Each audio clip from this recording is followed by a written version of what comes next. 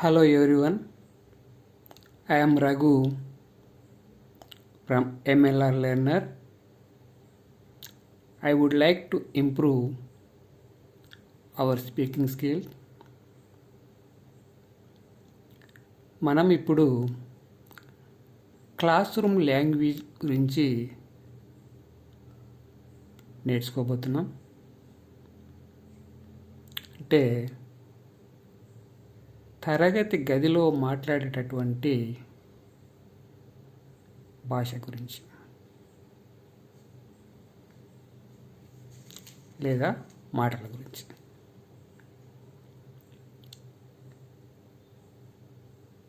మనం సాధారణంగా రోజు క్లాస్ రూమ్లో ఉపయోగించేటటువంటి మాటలని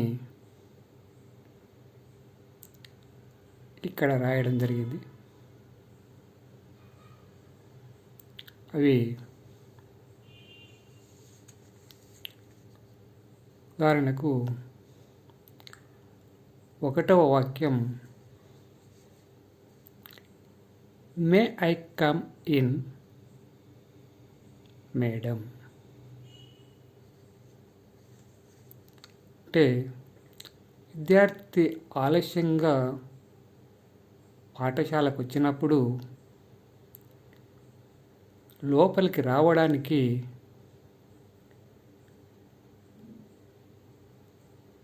తీసుకునే పర్మిషన్ లేదా అనుమతి. దీనిని ఇంకొక రకంగా కూడా చెప్పవచ్చు. I am sorry, I am late అని కూడా అనవచ్చు.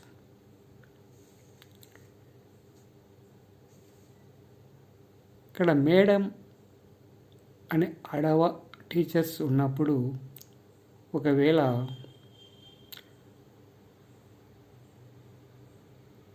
మగవారు ఉన్నప్పుడు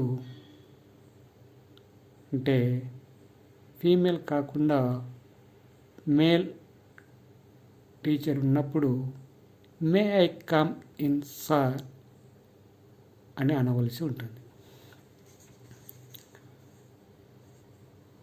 రెండవది, why are you late today.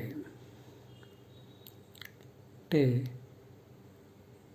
ఈరోజు ఎందుకు ఆలస్యం అయింది అని.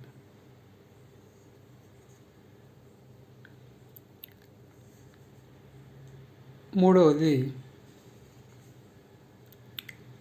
I am going to take attendance. అంటే నేను ఇప్పుడు అటెండెన్స్ తీసుకోబోతున్నానని, అంటే హాజరు తీసుకోబోతున్నాను. దీనిని ఇంకో రకంగా కూడా చెప్పవచ్చు. అది అటెండ్ యువర్ రూల్ కాల్. అంటే మీరు అటెండ్ యువర్ రూల్ కాల్ అంటే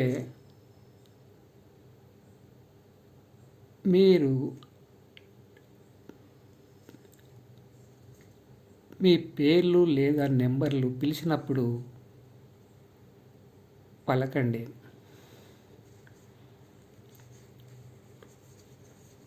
నాలుగవది, have all of you son your work, homework. Have all of you shown your homework. అంటే మీరందరూ ఇంటి పనిని చూయించారని. దీన్నే ఇంకో విధంగా కూడా అడగవచ్చు. Have you done your homework. అంటే మీరు మీ ఇంటి పనిని చేసి ఉన్నారని.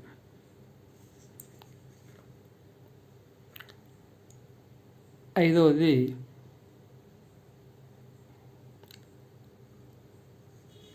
Okay today we shall continue lesson.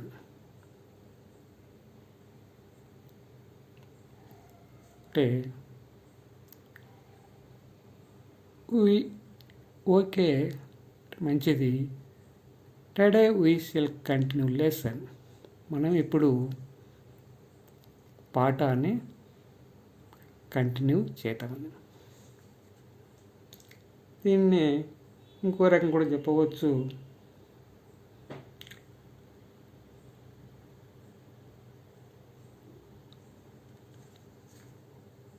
Today we shall continue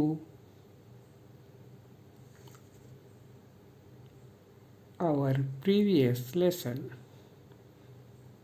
అంటే మనం ఇంతకుముందు నేర్చుకున్న దాన్ని కంటిన్యూ చేద్దామని. లేదా now we shall start lesson అని కూడా అనొచ్చు. అంటే మనం ఇప్పుడు పాఠాన్ని ప్రారంభిద్దామని.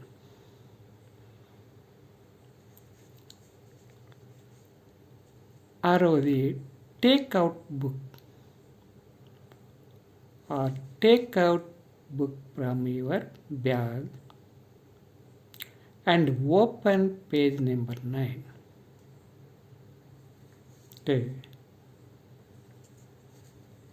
మీ బుక్కులని బ్యాగుల నుంచి బయటికి తీసి 9వ పేజీ నెంబర్ని తెరవండి అని. 7వది which page are we on? Which page are we on? అంటే మనం ఏ పేజీలో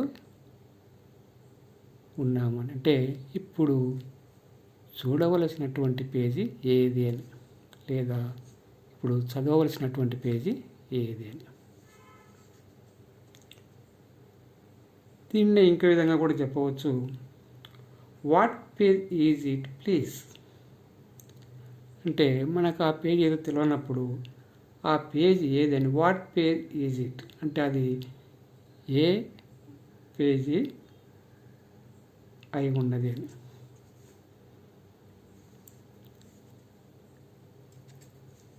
8వది come to the board please or come to the black board please.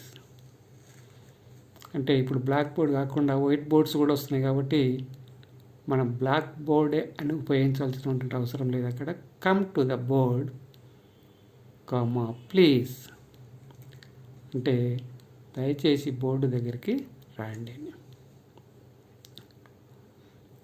9వది copy this in your notebook. అంటే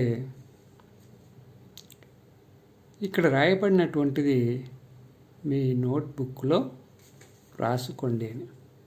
దాన్ని write down it in your notebook అని కూడా అనవచ్చు. Copy అంటే ఉన్నది ఉన్నట్లు అక్కడ దింపుకోవడం అని. రైట్ డౌన్ ఇట్ అంటే కూడా అదే అర్థం వస్తుంది. దానిని రాసుకోండి, నోట్బుక్లో రాసుకోండి. 10వది listen to me with concentration. Listen to me అంటే నేను చెప్పేది వినండి with concentration.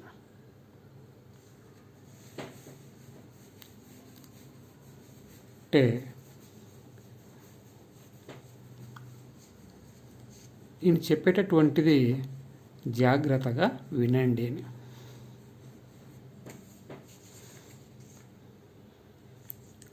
11వది you should write them. వాటిని మీరు రాసుకోవాలి అని. 12వది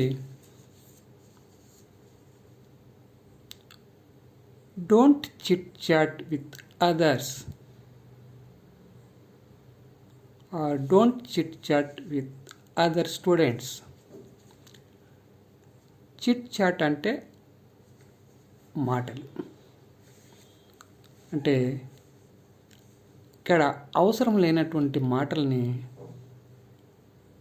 ఇతరుల దగ్గర, అంటే మీ ఫ్రెండ్స్ దగ్గర మాట్లాడవద్దు అని.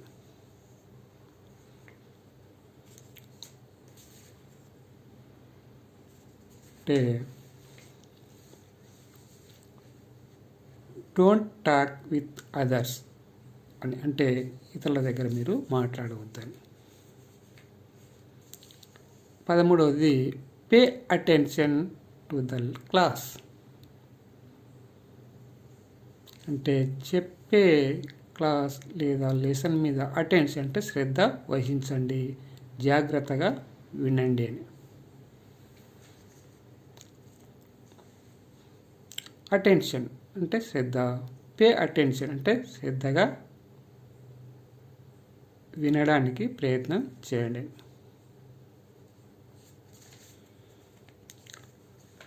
14వది ప్లీజ్ రిపీట్ ఆఫ్టర్ మీ, అంటే దయచేసి రిపీట్ ఆఫ్టర్ మీ అంటే నేను అన్న తర్వాత దానినే మీరు మళ్ళీ తిరిగి అనండి. నేను ఏ విధంగా అయితే అంటున్నానో మీరు కూడా అదే విధంగా అనమని చెప్పడం. దీన్ని ప్లీజ్ ఫాలో ఆఫ్టర్ మీ అని కూడా అనవచ్చు. అంటే నన్ను మీరు ఫాలో కాండి, అంటే నన్ను మీరు అనుసరించండి అని. అంటే నేను ఏ విధంగా అయితే అంటున్నానో మీరు కూడా అదే విధంగా అనండి అని. 15వది recite or by heart the poem. Recite అన్న బై హార్ట్ అన్న మనము తెలుగులో బట్టి పట్టడము లేదా నోటికి నేర్చుకోవడము అనేటటువంటిది.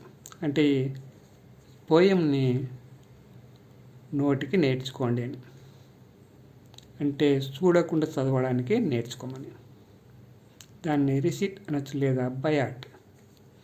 Receipt or by heart the poem. 16వది who have finished the task. Who have finished ఎవరు కంప్లీట్ చేశారు, ద టాస్క్ అంటే ఇచ్చినటువంటి పనిని. ఎవరు కంప్లీట్ ఎవరు ఫినిష్ అంటే అయిపోగొట్టినంటే చేసినారని. దీనిని who have completed the work అని కూడా అనొచ్చు. అంటే ఇచ్చినటువంటి పనిని ఎవరు పూర్తిగా చేసినారని. 17వది what did we learn yesterday, అంటే మనము నిన్న ఏమి నేర్చుకున్నామని.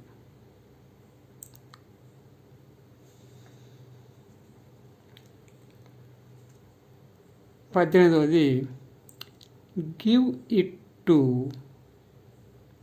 whose it is. Give it to అంటే ఇది ఇవ్వండి, whose it to ఇది ఎవరిదో వారికి ఇవ్వండి అని. ఇక్కడ ఇటు స్థానంలో ఏ వస్తువునైనా పెట్టవచ్చు. మనం ఉదాహరణకు ఒక పుస్తకము, ఒక బుక్ అనుకుంటే give this book to whose it is అంటే ఈ బుక్ ఎవరిదో వారికి ఇవ్వండి అని. ఇక్కడ గివ్ అనే ప్లేస్లో పాస్ అని కూడా పెట్టచ్చు. పాస్ అంటే ఇది ఇక్కడి నుంచి అక్కడికి, పాస్ అంటే ఇవ్వండి అని, అంటే ఒకరి చేతుల మీద ఒకరు ఇవ్వండి అని.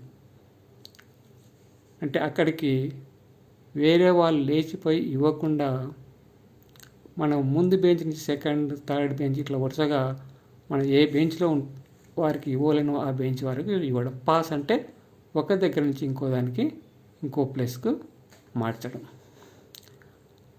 దాని మీద మనం ఏమనొచ్చు, pass this pen to whose it is. అంటే ఈ పెన్ను ఎవరిదో వారికి పాస్ అంటే అందించండి.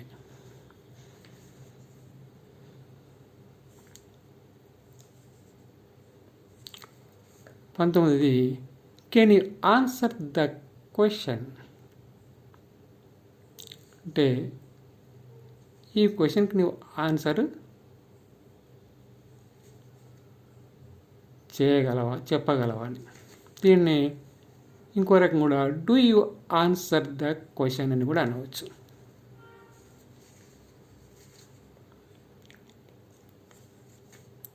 ఇరవై ఒకటవది, please maintain discipline.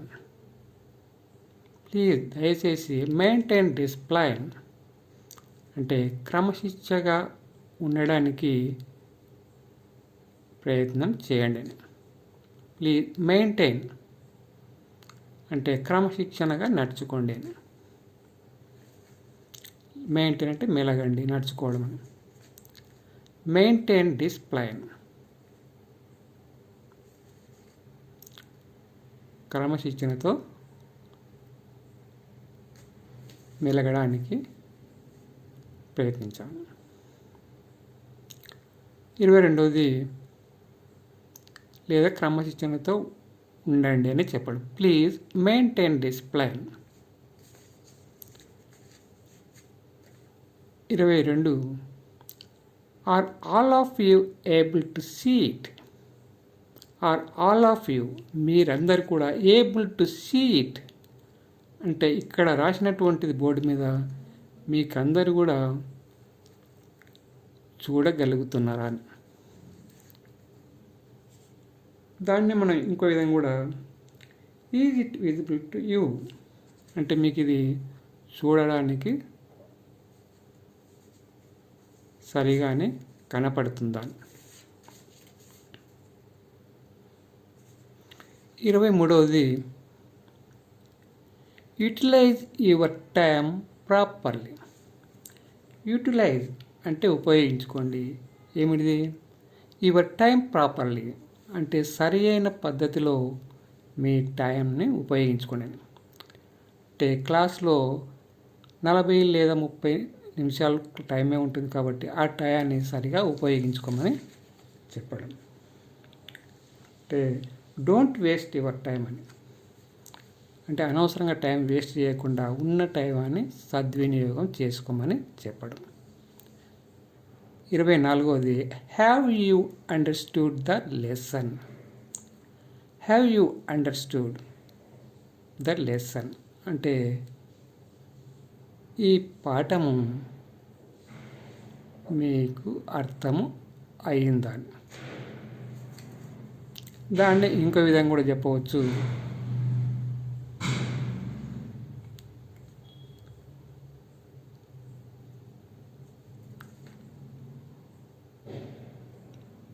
Am I clear.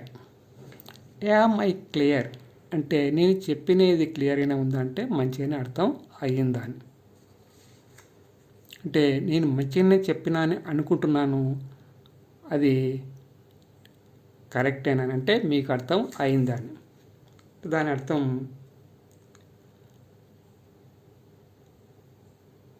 Have you any doubts అని. అంటే మీకు ఏవైనా డౌట్స్ అంటే అర్థం కాని విషయాలు ఉన్నవి అని. 25వది, హోల్డ్ అప్ యువర్ టంగ్. దీన్ని don't talk unnecessary or useless or nonsense అంటే అవసరమైనటువంటి మాటలు మాట్లాడవద్దని. హోల్డ్ అప్ యువర్ టంగ్ అంటే నీ మాటలను నీవు అదుపులో పెట్టుకోమని చెప్పడం. అంటే నీ నోరుని నీవు అదుపులో పెట్టుకో, ఉపయోగమైనటువంటివి లేదా అనవసరమైనటువంటి మాటలు మాట్లాడవద్దు అని. 26వది, ప్లీజ్ ఆన్సర్ మై క్వశ్చన్స్. అంటే ఇక్కడ టీచర్ అడుగుతున్నాడు, ప్లీజ్ దయచేసి ఆన్సర్ మై క్వశ్చన్స్, నేను అడిగేటటువంటి క్వశ్చన్స్కు మీరు ఆన్సర్ చెప్పండి అని.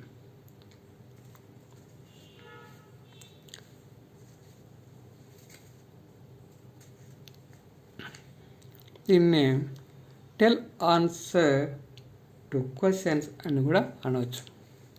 అంటే ఈ ప్రశ్నలకు జవాబు చెప్పమని. 27వది try to speak English at home.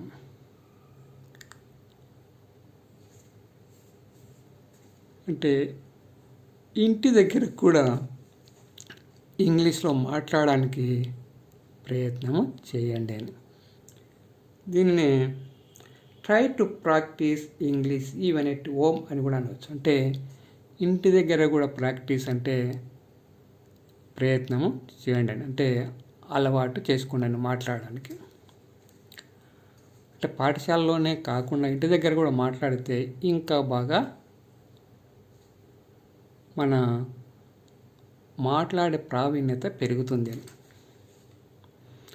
కాబట్టి try to speak English even at home. 28వది don't waste your time by watching TV. అంటే టీవీని చూడడానికి అనవసరంగా టయాన్ని వేస్ట్ చేయవద్దని. అంటే అవసరం ఉన్నప్పుడు మనకు ఆన్లైన్ క్లాసులు అటువంటివి ఉన్నప్పుడు అవి అవసరమైనటువంటి కాబట్టి అది వేస్ట్ అయినటువంటి టైం కాదు. వాటి చూడాలి కానీ అనవసరమైనటువంటి అంటే మనకు ఉపయోగం లేనటువంటి వాటిని చూసి టైం వేస్ట్ చేసుకోవద్దని.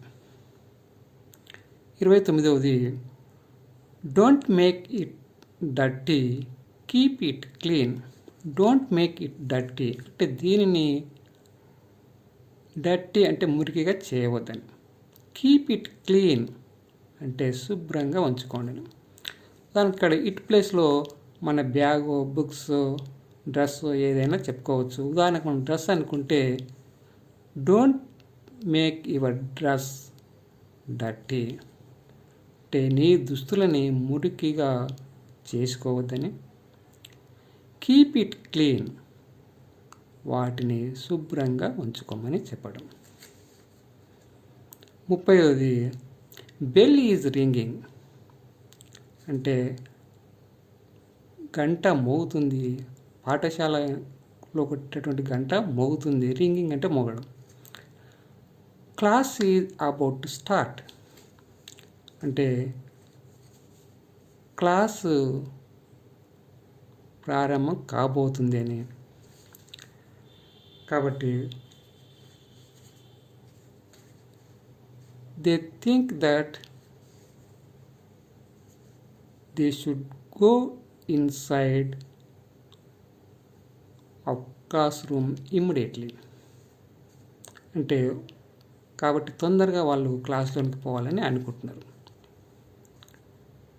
అంటే మేము క్లాస్లోనికి వెళ్ళాలని వెళ్ళాలని అనుకుంటే we should go to inside of classroom immediately అంటే బెల్ మోగుతుంది, క్లాస్ స్టార్ట్ కాబోతుంది. కాబట్టి మనము తొందరగా క్లాస్ రూమ్లోనికి వెళ్ళాలని అనుకోవడం. 31వది మే ఆస్క్ ఏ క్వశ్చన్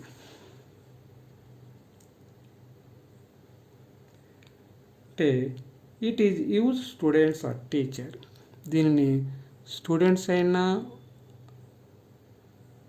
వింటే విద్యార్థులైనా ఉపయోగించవచ్చు, లేదా టీచర్ అయినా కూడా ఉపయోగించవచ్చు. May I ask a question sir or madam అని అడగవచ్చు, లేదా may ask a question children అని కూడా అడగవచ్చు.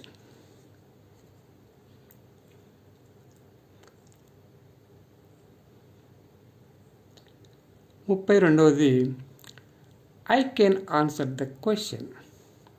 I can answer the question అంటే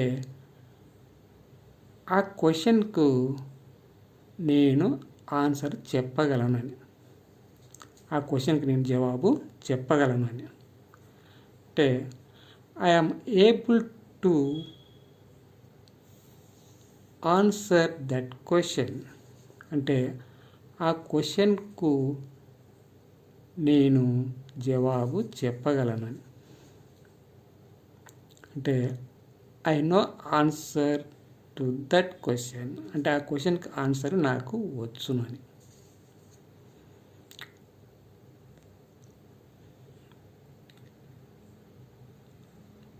ముప్పై మూడవది రేజ్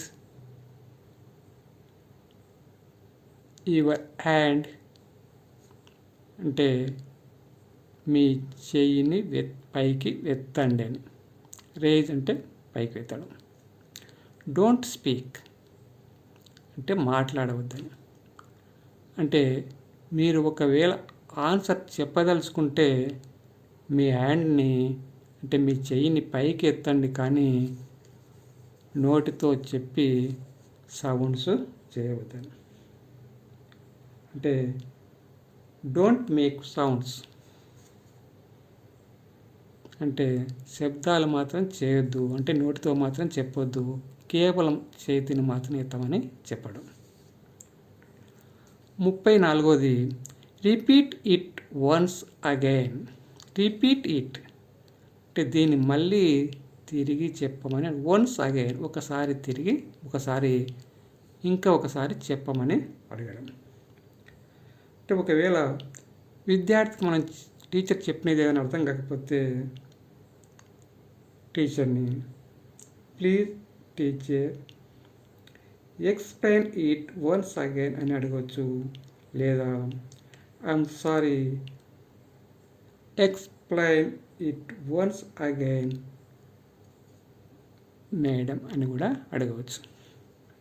అంటే అశ్రద్ధగా సరిగా వినకుండా ఉన్నందుకు అర్థం కానప్పుడు మళ్ళీ ఇంకొకసారి చెప్పమని అడగడం. అదే ఒకవేళ టీచర్ కూడా విద్యార్థిని అడగవచ్చు. అంటే ఇక్కడ మనం 33వ దాంట్లో raise your hand don't speak అని అంటే మీ చేనేతం అంటే ఒకవేళ విద్యార్థి క్వశ్చన్కి ఆన్సర్ చెప్పి ఉంటే అది టీచర్కి సరిగా అర్థం కాకపోతే టీచర్ కూడా విద్యార్థిని అడగవచ్చు. అప్పుడు రిపీట్ ఇట్ వన్స్ అగైన్ అని అడగవచ్చు. Repeat it once again clearly అని కూడా అడగవచ్చు. అంటే క్లియర్గా అంటే దాన్ని మంచిగా అర్థమయ్యేటట్టు చెప్పవని అడగడం. ఈ విధంగా విద్యార్థులు మరియు టీచర్కి సంబంధించినటువంటి క్లాస్ రూమ్ లాంగ్వేజ్ అంటే క్లాస్ రూమ్లో మాట్లాడేటటువంటి మాటలు ఇక్కడ 34 రాయడం జరిగింది. అయినప్పటికీ మనం వీటితో పాటు ఇంకా 22 కూడా యాడ్ చేయడం జరిగింది. అంటే మధ్య మధ్యలో ఒకదానికి రెండవది ఇంకోటి కూడా చెప్పడం జరిగింది. ఆ విధంగా మొత్తం ఇక్కడ 56 నేర్చుకోవడం జరిగింది. మనకు అవసరమైనటువంటివి కూడా మన అవసరాన్ని బట్టి నేర్చుకుంటూ మన స్పీకింగ్ స్కిల్ని ఇంప్రూవ్ చేసుకోవాలి. Thank you.